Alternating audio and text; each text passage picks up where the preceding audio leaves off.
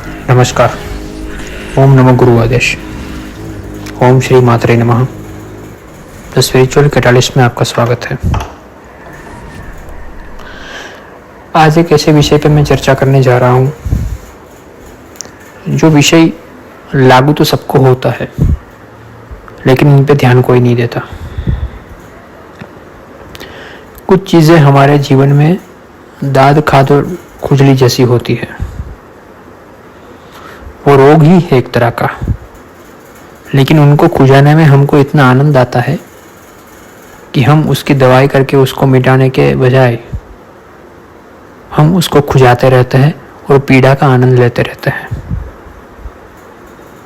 आजकल पॉडकास्ट और यूट्यूब के ज़माने में आध्यात्म भी आपके लिए ऐसी ही दाद खाज और खुजली बन गया है।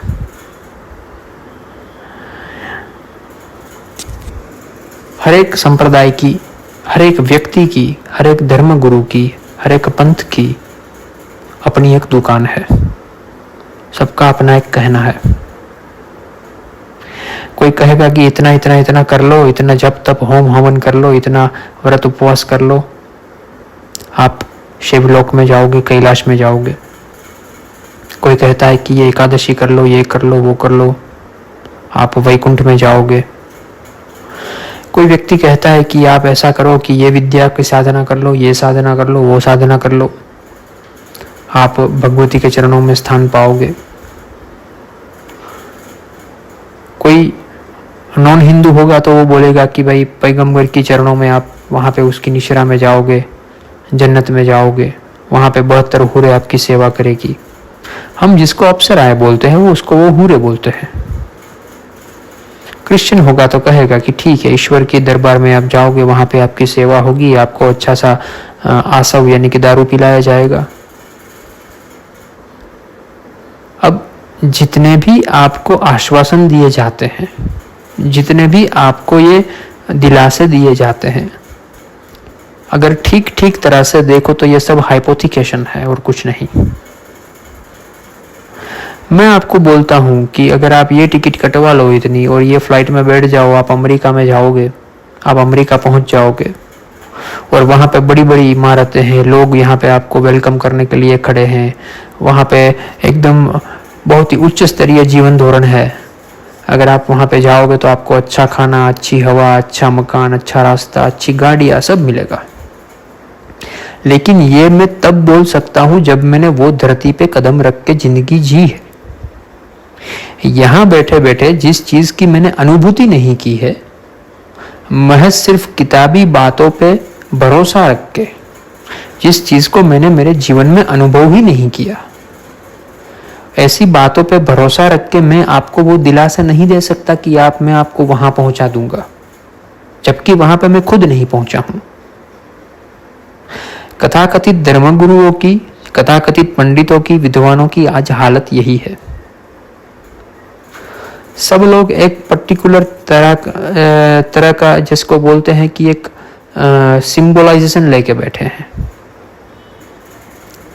आप इतना इतना ये कर लो, आप ये संप्रदाय में आ जाओ, आप इसकी निश्रा में जाओगे, आपको लेने के लिए भगवान आएंगे।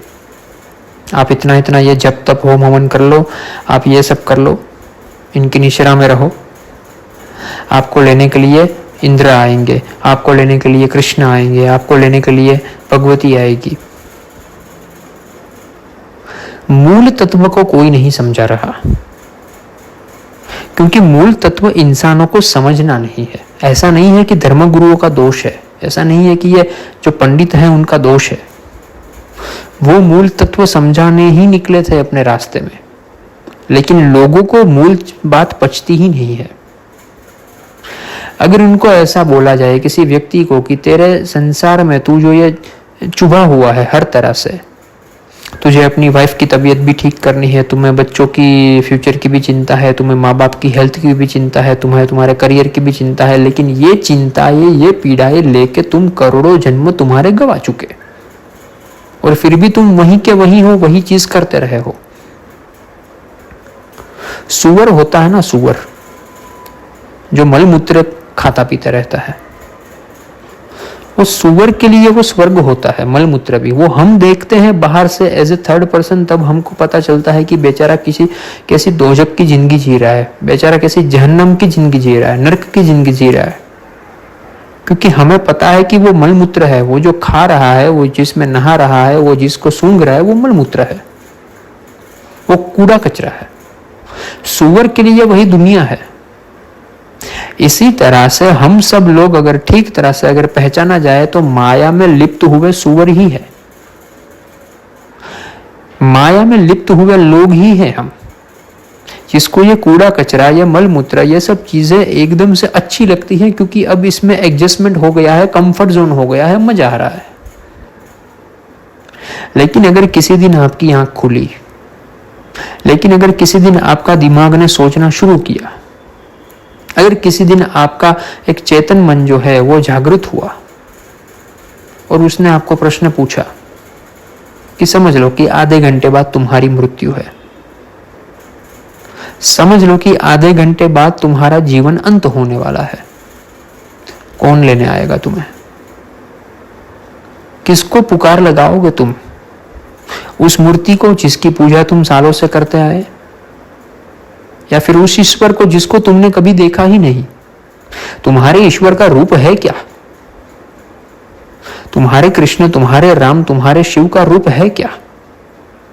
किसी सीरियलों में देखा हुआ, किसी फोटो में देखा हुआ, किसी मूर्तियों में देखा हुआ, कहीं पिक्चरों में देखा हुआ? उनके अलावा तुम इमेजिन क्या कर सकते हो? यह सत्य भी तुमको दुनिया ने दिया हुआ सत्य है, यह माया ने दिया हुआ सत्य है। और माया का दिया हुआ सत्य, जब माया का अंत होता है तो वह सत्य का भी अंत हो जाता है। जो चीज कायम नहीं है, जो चीज परमानेंट नहीं है, वो कभी आपको परम सत्य नहीं दे सकती। आपको ईश्वर का दर्शन वही व्यक्ति करवा सकता है जिसने खुद ईश्वर का साक्षात्कार किया है। बाकी बातें तो मैं भी अच्छी अच्छी कर सकता हूं। आप अगर काशी, वाराणसी, बनारस में जाओगे, हरिद्वार की घाटियों में जाओगे तो प्रकांड पंडित बैठे हैं जिसको सब शास्त्र, सब उपनिषद, गीता, महाभारत, रामायण, पुराण सब मुंह जबान याद है। उसको सिर्फ एक प्रश्न पूछना है, क्या आपने साक्षात्कार किया? क्या आपने ईश्वर को देखा? अगर देखा होगा तो वो व्यक्ति वो नहीं रहेगा जो वो है। तो ईश्वर तक पहुंचे कैसे? पहली बात तो यह है कि जो आप बाहर की दुनिया में खोजने जाते हो वो महज एक माया का ही आवरण है और कुछ नहीं है। आपका मंदिर भी आपका ही बनाया हुआ है। अब जैसे कि मैं एक चित्रकार हूं, मैं एक संगीतकार हूं। समझ लो कि मैंने कोई अच्छा सा गाना कंपोज कर दिया और बहुत चला, दुनिया में मोस्ट पॉपुलर हो गया, करोड़ में व्यू आ गए उसके। लेकिन मेरा बनाया हुआ गाना कभी भी मेरे से श्रेष्ठ नहीं हो सकता, क्योंकि मैं उसका कर्ता धर्ता हूं, मैं उसका जनक हूं, मैं उसका पिता हूं, वो बनाने वाला हूं। वो मेरे से श्रेष्ठ नहीं हो सकता। इसी तरह से आपकी बनाई हुई मूर्तियां, आपके बनाए हुए चीजें आपसे कभी श्रेष्ठ नहीं हो सकती। और जो आपसे श्रेष्ठ नहीं है वो आपको ईश्वर तक कैसे पहुंचा सकती है? वो आपको ईश्वर दर्शन कैसे करवा सकती है? तो आपसे श्रेष्ठ है क्या? आपसे श्रेष्ठ कुछ है ही नहीं, आप ही श्रेष्ठ हो। लेकिन प्रॉब्लम यह है कि आपको आत्मा अनुभूति ही नहीं है। सूअर को पता नहीं है कि वो जिस दलदल में घुसा है वो मलमूत्र है, उसको बाहर निकल जाना चाहिए, उसको अच्छे खाने की तलाश करनी चाहिए। शायद हो सके कि अगर वो 3, 4, 5 दिन भूखा भी रहे लेकिन वो मलमूत्र ना खाए तो उससे अच्छा खाना नसीब हो जाए। बस वैसी ही हालत हमारी है। वो 3, 4, 5 दिन का धैर्य हमारे जीवन में नहीं है और हम फिर से मलमूत्र खाने लगते हैं। कोई व्यक्ति साधना मार्ग में दीक्षित हुआ, उनको बोला गया कि ये माला करो, ये मंत्र का जाप करो, गुरु दीक्षित मंत्र का जाप करो। उन्होंने माला करना शुरू किया। 15 दिन के बाद फोन आता है कि कुछ फर्क नहीं पड़ रहा है। 15 दिन में तुम हिम्मत हार गए। 15 दिन में तुम्हारी ईश्वर प्राप्ति ने जवाब दे दिया। ऋषि मुनि 100 साल तपस्या करते थे। कलयुग में कम से कम इतना हमें डिस्काउंट मिला है कि 10-12 साल में कोई भी सिद्धि आपको मिल जाएगी। 10-12 साल में आप चाहो तो आध्यात्म मार्ग में एकदम ऊर्ध्वगामी प्रगति कर सकते हो। वो 10-12 साल आपके पास नहीं है। आपको फिर से जन्म लेना है, 80-90 साल फिर से यहाँ पे सड़ना है। क्या इसके लिए मनुष्य जन्म आया है? आपको शायद पता नहीं है, लेकिन कभी ना कभी अगर आप प्रेत योनि में रहे होंगे तो सबसे ज्यादा पीड़ा आपने सहन करी होगी, और तब आपका एकमात्र संकल्प ये होगा कि ईश्वर अगर एक बार मुझे ये जन्म दे दे फिर से मनुष्य का, तो मैं वो गलतियां नहीं करूंगा जो मैंने आज तक की है। मैं ईश्वर प्राप्ति के अलावा और कुछ करूंगा ही नहीं। और फिर से जब आप जन्म लेते हो तो आप वही गलतियां दोहराते रहते हो। इसे ही पुनरपि जन्मम पुनरपि मरणम का चक्कर बोला गया है। तो ईश्वर दर्शन हो कैसे? इसलिए सीधा सीधा रास्ता शास्त्रों में बताया है, गीता में बताया है, रामायण में बताया है कि ईश्वर दर्शन एकमात्र चीज से हो सकता है, वो है किसी तत्वज्ञानी गुरु की वाणी से, वो है किसी तत्वज्ञानी गुरु के सत्संग से। अब तत्वज्ञानी गुरु है कौन? वो जो शास्त्र जानता है, जिसको मुंह बोला सब चौपाई याद है, जिसको गीता के सब श्लोक याद है, अध्याय सहित याद है, वो तो पंडित हो गया, वो तो विद्वान हो गया। छोटे बच्चे को भी अगर गीता जी का पाठ रट्टा मराओगे तो 2 साल में तो वो पूरी गीता जी बोल देगा, लेकिन अनुभव क्या उसका खुद का चयन क्या है, उसका तत्वज्ञान क्या है, उसने क्या डिराइव किया उसमें से, अनुभूति के स्तर पे वो लोग जीरो होते हैं।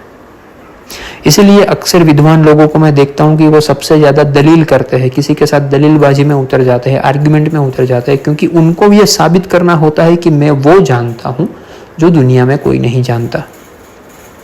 आप कभी सोच सकते हो कि लहारी महाशय, नीम करोली बाबा, मीराबाई, नरसिंह मेहता, रामकृष्ण परमहंस ऐसी कोई चर्चा में भाग भी लेंगे कभी?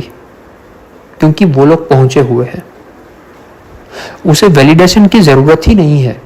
कोई अगर उसे सत्य माने तो माने, ना माने तो ना माने, क्योंकि उन्होंने पा लिया। अब एक सोने का टुकड़ा है आपके हाथ में है, कोई उसे तांबे का बोले, पित्तल का बोले या लोहे का बोले, क्या फर्क पड़ता है आपको जब पता है कि वो सोना है। ये मनस्थिति आपकी आध्यात्म मार्ग में होनी चाहिए, गुरु में ये निष्ठा होनी चाहिए, इष्ट में ये निष्ठा होनी चाहिए, तब जाके ईश्वर प्राप्ति संभव है। कल ही किसी साधक ने मुझे पूछा था कि क्या आपने ईश्वर देखा है?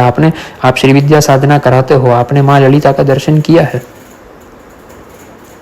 मेरा उनको सीधा सीधा 2 जवाब था। पहला जवाब कि हाँ मैंने किया है। दूसरा जवाब यह था कि मेरी देखी हुई ललिता का अगर दर्शन मैं तुम्हें करवा भी दूं, समझ लो, तो उसका क्या प्रमाण है कि वो ललिता ही है, वो मेरी माया नहीं है। तुम्हारा सत्य तुम्हें खोजना पड़ेगा। मैं तुम्हें तुम्हारा सत्य कैसे दिला सकता हूं? मैं तुम्हें मार्गदर्शन दे सकता हूं, मैं तुम्हें सत्य नहीं दे सकता। मैं तुम्हें रास्ता दिखा सकता हूं कि यहां से मुड़ के वहां पे जाओ, वहां पे तुम्हारी मंजिल आएगी। मैं तुम्हें अमेरिका छोड़ने नहीं आ सकता। अगर ऐसे एक एक को छोड़ने गया तो कितने लोगों के धक्के खाने पड़ेंगे। गुरु इंडिकेटर का काम करता है, गुरु आपका गाइड है, वो साथ में घूम के बताएगा कि देखो इतना इतना इतना है। दर्शन तो आपको ही करना पड़ेगा।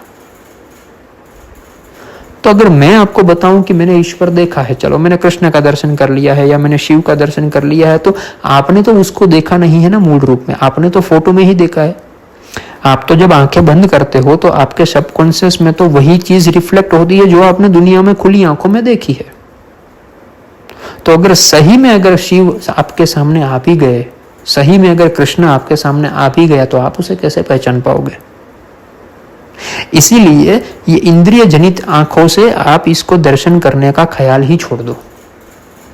जो भी दर्शन करने हैं वो अपने अंदर करो, अपने आप को कृष्ण बनाने की तैयारी में लग जाओ, अपने आप को शिव बनाने की तैयारी में लग जाओ। वहीं से आध्यात्म घटित होता है। इंद्रियों से आप जो भी देखोगे वो एक माया का आवरण होगा और कुछ नहीं। मैं अगर किसी मूर्तिकार को बुलाऊं तो वो श्रेष्ठतम मूर्ति बना सकता है, एकदम श्रेष्ठ मूर्ति बना सकता है।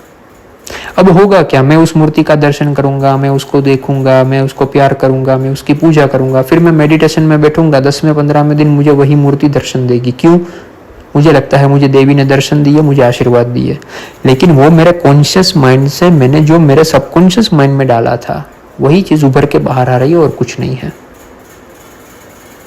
तो यहाँ पे अपने आप को किसी पैटर्न में या मूर्खता में नहीं फंसाना है।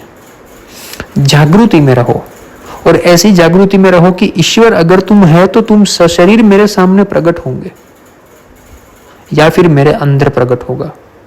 अगर मेरे अंदर प्रकट हुआ तो मैं आत्मज्ञान की वो चरम सीमा पर बैठना चाहिए जहां पे मुझे लोभ, मोह, ईर्ष्या, निंदा, घृणा, प्रशंसा, मुझे कुछ फर्क नहीं पड़ना है।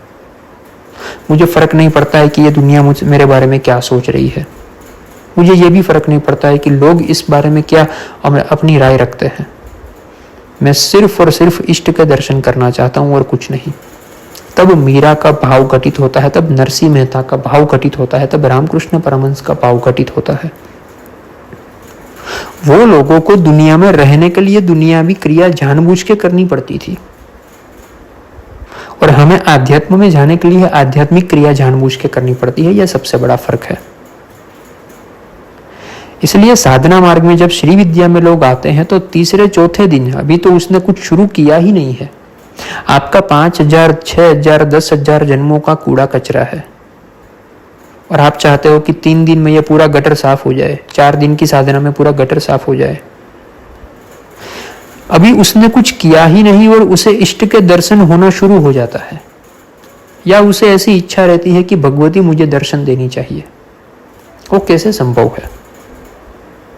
इतने जन्मों का पापाचार, पुण्य कर्म, आपके जितने भी आचार विचार, जो भी आपकी पैटर्न्स है, कभी आप हिंदू रहे होंगे, कभी आप सिख रहे होंगे, कभी आप मुस्लिम रहे होंगे, कभी पंजाब में पैदा हुए, कभी गुजरात में हुए, कभी अमेरिका में हुए, ये जितने भी आपने कल्चरल अपने एक डीएनए में इकट्ठा किया है, कलेक्ट किया है, वो सब चीजों का तो नाश करना पड़ेगा ना।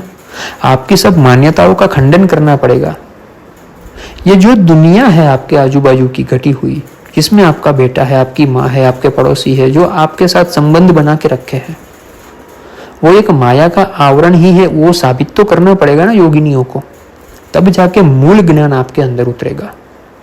इसी को तो श्री विद्या का सर्व संक्षोभन चक्र कहते हैं। संक्षोभन यानी क्या है? दुनिया का सही दर्शन करना, दुनिया को सही रूप से देखना, कि जो आप देख रहे हो वो आप सुषुप्ति में देख रहे हो। जब खुली आंखों से देखोगे तो पता चलेगा कि मैं तो सोया हुआ था, यहां तो कोई नहीं है। जिस परिवार की, जिस मित्रों की, जिस समाज की आप एक अपने आप को दुहाई देते हो कि भाई मेरे को कुछ अगर कल हो जाता है तो ये लोग बैठे हैं ना, आप ठीक ठीक आज इंट्रोस्पेक्शन करके सोचना, अपने आप को एक सवाल पूछना कि सही में जब आपको कुछ होता है तो भुगतने के लिए कौन होता है आपके अलावा? वो सिर्फ आप होते हो और कोई नहीं। समाज, परिवार, मित्र आपको दिलासा दे सकते हैं, वो आपकी पीड़ा नहीं ले सकते। मैं दावे के साथ कह सकता हूं कि अगर आपका बच्चा भी अगर अपाहिज है, मंदबुद्धि है, पीड़ित है शरीर से, उसकी पीड़ा में आप सिर्फ सहयोगी बन सकते हो। वो कम करने के लिए आप उसकी पीड़ा वहन नहीं कर सकते, क्योंकि यूनिवर्स में कर्म कभी गलित होता ही नहीं है। अगर मैं आपका कर्म उठा रहा हूं तो वो कर्म आपसे उठ के मेरे पे आ जाएगा। तो जो आपकी पीड़ा है वो मुझे भुगतनी पड़ेगी, बट दैट डजंट मीन कि वो कर्म पूरा इवेपोरेट हो गया, वो डिस्ट्रॉय हो गया। डिस्ट्रॉय नहीं होता। कर्म जो है वो आपके गलित तब होते हैं जब इष्ट की कृपा हो जाए या फिर आप भुगत लो। दो में से किसी एक ही तरीके से वो कर्म गलित होते हैं, या तो इष्ट की पूर्ण कृपा हो जाए या फिर आप भुगत लो उससे। बाकी कोई व्यक्ति आके आपका कर्म जो है वो घटा दे, उसको कम कर दे, वो बात में कोई मत नहीं है मेरा। तो ये चीजों को समझिए, ये पैटर्न को समझिए, ये आपको आध्यात्म मार्ग में आगे ले जाने में थोड़ी आपकी वो परिपक्वता बनाएंगी। आपको किसी भी साकार रूप में ईश्वर को देखने की चेष्टा करनी ही नहीं चाहिए। उन्हें बोलना है कम से कम इतनी स्वतंत्रता को ईश्वर को दो कि तुम्हें जिस रूप में प्रकट होना है हो जा भाई, मैं नहीं इमेजिन करने वाला अब तुम्हें। अब हम हैं कि कृष्ण के पीछे पड़े हैं कि मुकुट धारण किया है, मोर पंख पहना है उसने और रथ लेके आ रहा है, लेकिन ये फास्ट युग है, ये मेट्रो का युग है, ये बुलेट ट्रेन का युग है। कृष्ण को रोल्स रॉय में आना है लेकिन आप उसको रथ में ही बिठा रहे हो, क्या करेंगे? कृष्ण बोलेंगे मुझे रोल्स रॉय में आना है, मुझे बुगाटी में आना है, मुझे मस्टैंग में आना है। वो युग था, द्वापर युग था, सतयुग था, तब हमने बहुत रथ घुमा लिए। अब ये युग फास्ट युग है। अब हम इस तरह से घोड़े पे बैठ के आएंगे तो कब द्वारिका से हम पहुंचेंगे हस्तिनापुर? हमें भी तो फास्ट जाना है जमाने के साथ। तो आपने जो एक पैटर्न फिक्स करके रखी है ना, वो पैटर्न ही आपको आध्यात्म को समझने में बाधा बनती है। अपने ईश्वर को अपनी तरह मुक्त रखिए, उसे बोलिए कि मैं तुम्हारी पूजा करूंगा, मैं तुम्हारी भक्ति करूंगा। ये तुम्हारी मूर्ति जो है वो इसलिए मैं पूज रहा हूं क्योंकि मुझे तुम्हारा मूल रूप पता नहीं है, लेकिन एक दिन मेरे प्रेम से झुक के, मेरे मोह से वश होके तुम्हें मेरे सामने मूल रूप में प्रकट होना पड़ेगा और वही रूप का मैं दर्शन करूंगा। और मेरा विश्वास रखिए, ईश्वर सच्चे भक्त के लिए बहरूपिया बनने को तैयार होता है। आज के लिए इतना ही। जय माई की। ओम नमो गुरु आदेश।